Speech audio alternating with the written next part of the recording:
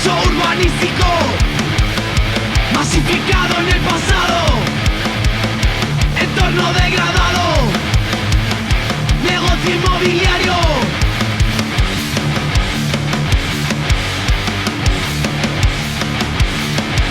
El viñedo se perdió, el asfalto lo enterró y dejamos de ser pueblo por el crecimiento.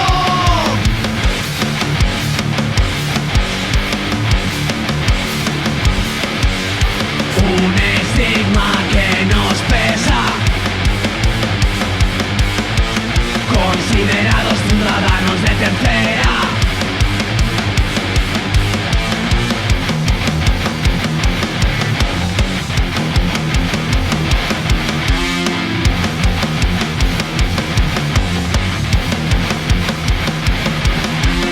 Un estigma que nos pesa, considerados ciudadanos de tercera.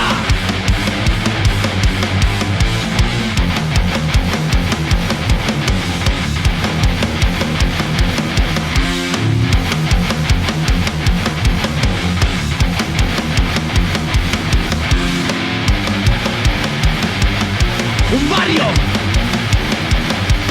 castigado, contaminado por la C58.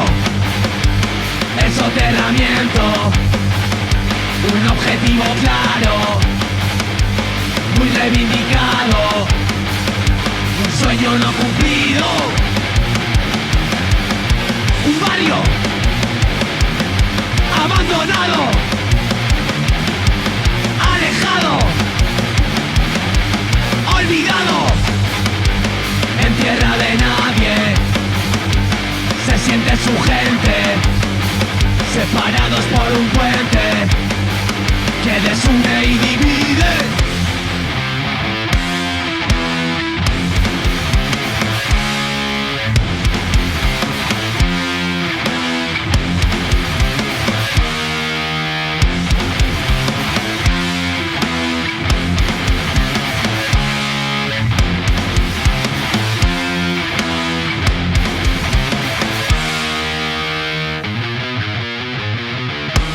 Mal comunicados por transportes públicos, sin zonas de ocio, ciudad dormitorio. Bien volado, maltratado, pobrecidos, a su paso, soportando, resistiendo, recuperado, con el tiempo.